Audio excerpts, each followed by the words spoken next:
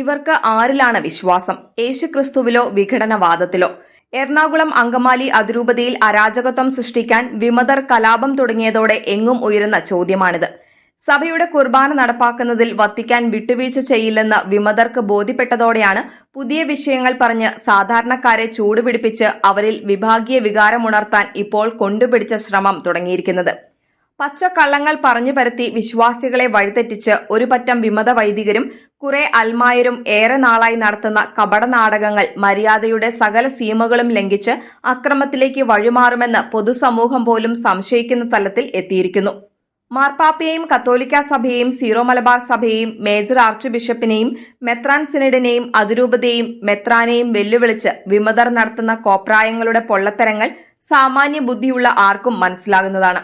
ഇത്രയും നാൾ ഇവരെ അനുകൂലിച്ചവർ പോലും വിഘടനവാദത്തിന്റെ അപകടം തിരിച്ചറിഞ്ഞ് പിന്മാറി തുടങ്ങി.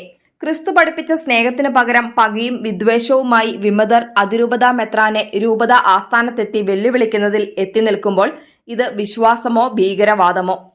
ചില ബാഹ്യശക്തികളുമായുള്ള അന്തർധാരയിൽ അവരുടെ സാമ്പത്തിക സ്പോൺസറിംഗിൽ നടത്തുന്ന സമരങ്ങൾ തന്നെ ഇതിന് ഉദാഹരണമാണ്.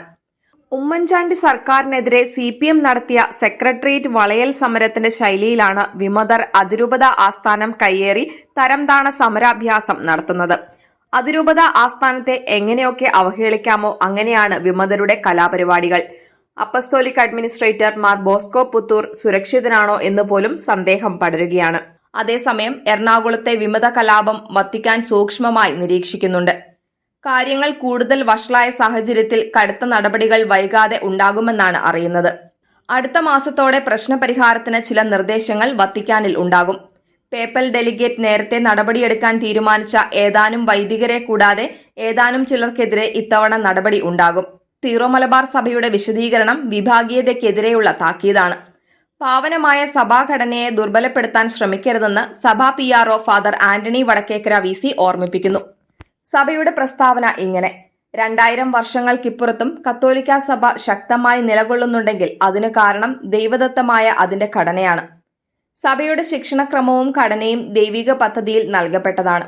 അതുകൊണ്ടാണ് സഭ സുരക്ഷിതയായും ധാർമ്മിക ശക്തിയായും പൊതുസമൂഹത്തിൽ ഇന്നും നിലകൊള്ളുന്നത്. മാർപ്പാപ്പ ക്രിസ്തുവിന്റെ വികാരിയാണ്. അദ്ദേഹം പറയുന്നത് ഈശോ മിശിഹായുടെ വാക്കുകളായി വിശ്വാസികൾ സ്വീകരിക്കുന്നു. മെത്രാൻമാർ അപ്പസ്തോലന്മാരുടെ പിൻഗാമികളാണ്. അഭിഷിക്തരാകുന്ന പുരോഹിതർ മെത്രാൻമാരുടെ അജപാലന ശുശ്രൂഷയിൽ പങ്കുചേരുന്നവരാണ്. ഈ ഘടനയിലൂടെയാണ് രക്ഷാകരമായ ദൈവിക പദ്ധതി നമുക്ക് വെളിപ്പെട്ട് കിട്ടുന്നത്. അതുകൊണ്ടാണ് മാർപ്പാപ്പയെയും സ്വയംഭരണാധികാരമുള്ള വ്യക്തിസഭയുടെ മെത്രാൻ സിനഡിനെയും നാം വിധേയത്വത്തോടെ അനുസരിക്കുന്നത്.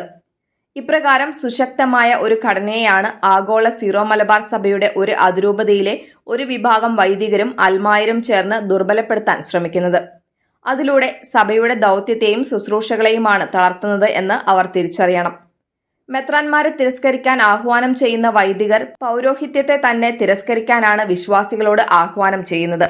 കാരണം മെത്രാൻ സ്ഥാനവും പൗരോഹിത്യവും ഒരേ യാഥാർത്ഥ്യത്തിന്റെ വ്യത്യസ്ത പ്രകാശനങ്ങൾ മാത്രമാണ്. അതിരൂപതയാകുന്ന സഭാ സമൂഹത്തിൽ ഏറ്റവും ആദരവോടെ മാത്രം കരുതപ്പെടുന്ന ഇടമാണ് അതിരൂപത കേന്ദ്രം. അപ്പസ്തോലന്മാരുടെ പിൻഗാമിയായ അതിരൂപത അധ്യക്ഷന്റെ ഭവനമാണത്.